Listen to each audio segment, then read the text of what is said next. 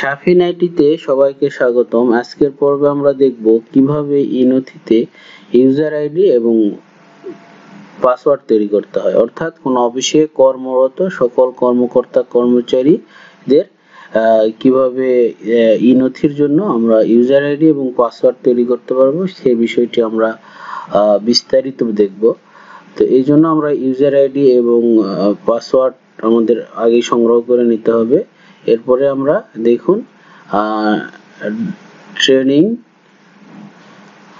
Dot ইনথি dot gov.bd এই অ্যাড্রেসে যাব। আমরা অ্যাড্রেসে যে এন্টার চাপলাম, এরপরে দেখুন আমরা ইউজার আইডি এবং পাসওয়ার্ড দেব। এখানে ইউজার আইডি এবং পাসওয়ার্ড দিয়ে আমরা প্রবেশ করব। আমি প্রবেশ করলাম। এরপরে আমার এইখান থেকে এরকম উইন্ডো ওপেন হবে। এরপরে আমি দেখুন জাস্ট দপ্তরে ক্লিক করব, সরাসরি দপ্তরে ক্লিক করব এবং দপ্তর থেকে কর্মকর্তা, দেখুন এই পরিচিতিগুলো একটু দেখে নিতে পারি আমরা। এরপরে দেখুন আমরা দপ্তর থেকে কর্মকর্তা ব্যবস্থাপনা, তারপরে কর্মকর্তার তালিকাতে আমরা ক্লিক করব। কর্মকর্তার তালিকা থেকে আমরা প্লাস চিহ্নতে এই অপশনে ক্লিক করছি। এখানে দেখুন কর্মকর্তার ব্যক্তিগত তথ্য, তো এখানে বাংলায় লিখতে হবে, এই জন্য আমি ইউনিকোড করে নিলাম। লেখাগুলো অবশ্যই বাংলার ইউনিকোডে করতে হবে। এখানে কর্মকর্তাদের নাম, দেখুন আমি একজনের নাম এন্ট্রি করছি।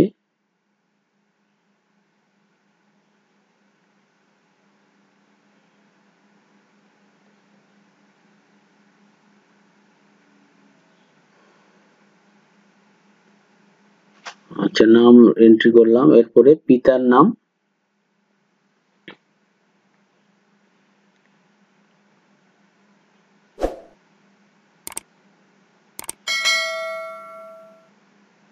এরপরে পিতার নামটা এন্ট্রি করব, এন্ট্রি করছি আমি। এরপরে মাতার নাম, আমি অত্যন্ত ধীরে ধীরে কন্টিনিউ করছি। এখন মাতার নাম লিখলাম, এই অংশটুকু বাংলায়। ওকে, এরপরে আমি দেখুন ইংলিশে লিখব, এই জন্য আমি ইংলিশটা সিলেক্ট করে নিব।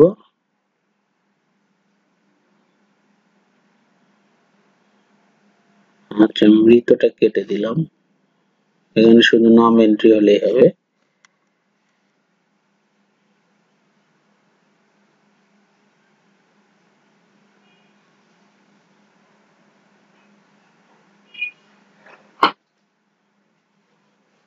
এরপরে ইংলিশে আমি নামটা লিখছি।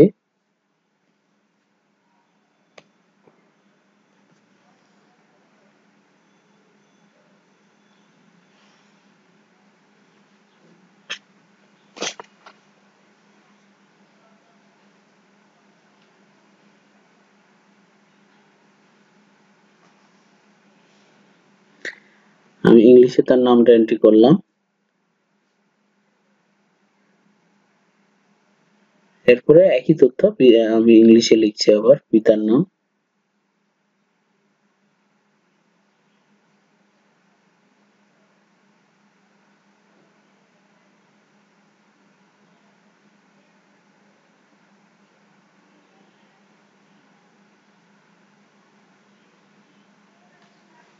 এরপরে মাতার নাম লিখছি।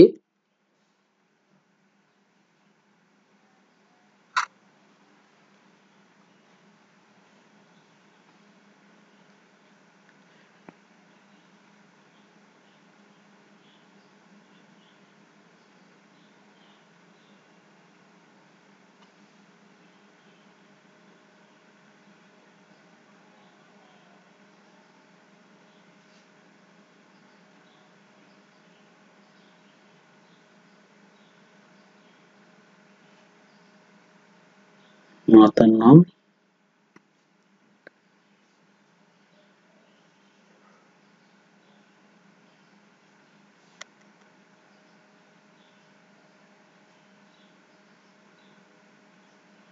মাতার নামটা লিখে দিলাম। দেখুন জন্ম তারিখটা আমরা কিভাবে লিখব। এখানে আমরা জাস্ট আগে সাল লিখব, ক্যালেন্ডারে আমাদের সিলেক্ট করার দরকার নেই। আমরা জাস্ট আগে সাল লিখব, তারপরে হাইফেন চিহ্ন দেব। দেখুন এরপরে আমি মাসের নামটা লিখব অবশ্যই।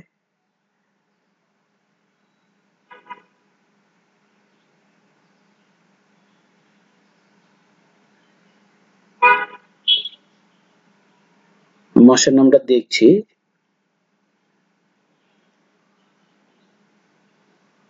মাসের নামটা লিখলাম এবং তার মাসের পরে দিন লিখবো আমরা। এরপর জাতীয় পরিচয়পত্রের নাম্বারটা দিব।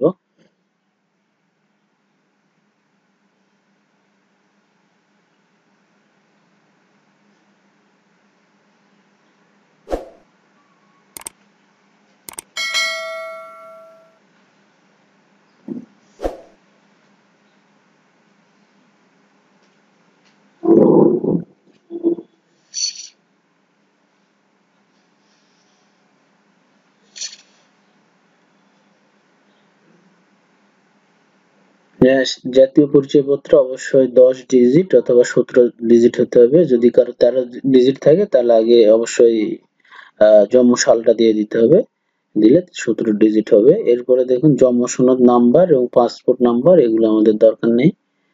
এরপরে দেখুন লিঙ্গ সিলেক্ট করা রয়েছে এবং ধর্ম সিলেক্ট করে দিলাম ইসলাম। ব্লাড গ্রুপটা আমরা এখানে সবগুলো গ্রুপই আছে, আমরা যার কর্মচারীর ব্লাড গ্রুপটা আগে সিলেক্ট করে নিব। এরপরে সে ম্যারিড না সিঙ্গেল, ম্যারিড ইনি। এরপরে ইমেল নাম্বারটা অবশ্যই দরকার হবে, ইমেল নাম্বার ছাড়া আমরা কিন্তু এই কোনো কর্মচারীর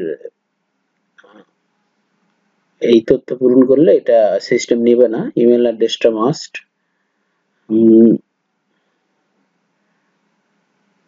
এইখানে ক্যাডার সিলেক্ট করে দিতে হবে। ক্যাডার সিলেক্ট করে আসার পরে দেখুন ক্যাডার এবং নন ক্যাডার, এরপরে এখান থেকে শাখা সিলেক্ট করতে হবে। শাখা সিলেক্ট করে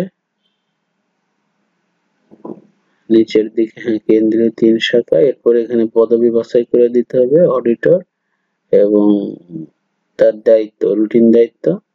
লগ ইনের তথ্য দেখুন সংরক্ষণ, যোগদানের তারিখ দেওয়া হয়নি। দেখুন এখানে কোনো সিস্টেমে কোনো এন্ট্রি ভুল হলে সেখানে কিন্তু নিবে না, যোগদানের তারিখটা অবশ্যই দরকার হবে। দেখুন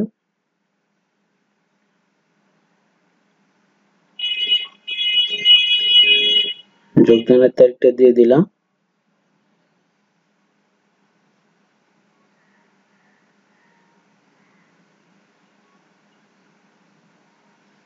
দুঃখিত, আপনার ইমেল অ্যাড্রেসটা সঠিক নয়, অর্থাৎ আমি ইমেল অ্যাড্রেস অবশ্যই ভুল লিখেছি, এই কারণে এই অ্যাড্রেসটা নিচ্ছে না। দেখি আমি ইমেল অ্যাড্রেসে কি লিখেছি ভুলবশত। দেখুন আমি তার ব্যক্তিগত ইমেলের জায়গায় মোবাইল নাম্বারটা লিখে দিয়েছি।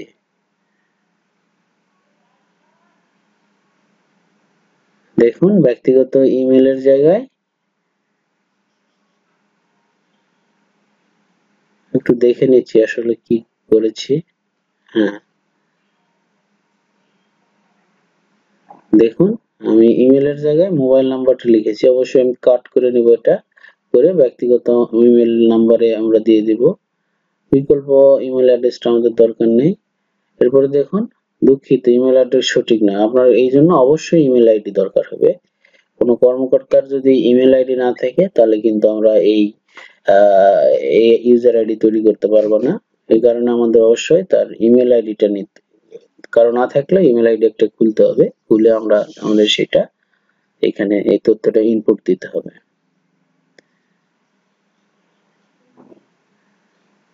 দেখুন আমি ইমেল আইডিটা তার দেখছি, ইমেল আইডিটা দেখার পরে আমি ইমেল আইডিটা তার এন্ট্রি দিব। ইমেল আইডি দেওয়ার পরে আমি সংরক্ষণ বাটনে ক্লিক করছি। সংরক্ষণ বাটনে ক্লিক করলে এই কর্মকর্তার বা কর্মচারীর পদবিটা তৈরি হয়ে যাবে। দেখুন আমি সংরক্ষণ বাটনে ক্লিক করলাম, এরপরে দেখুন এই কর্মকর্তার নামে পদবি তৈরি হয়ে গেছে। দেখুন তো এই ছিল আজকের পর্ব।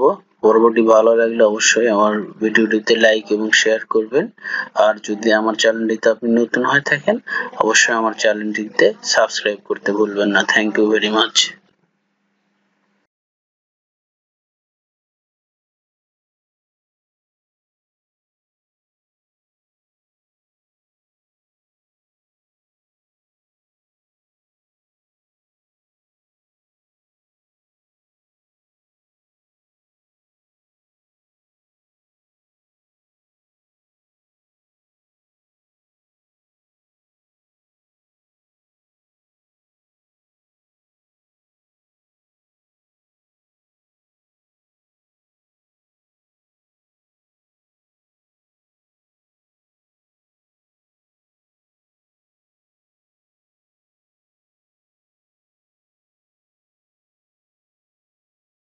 সঠিক না, আপনার এই জন্য অবশ্যই ইমেল আইডি দরকার হবে।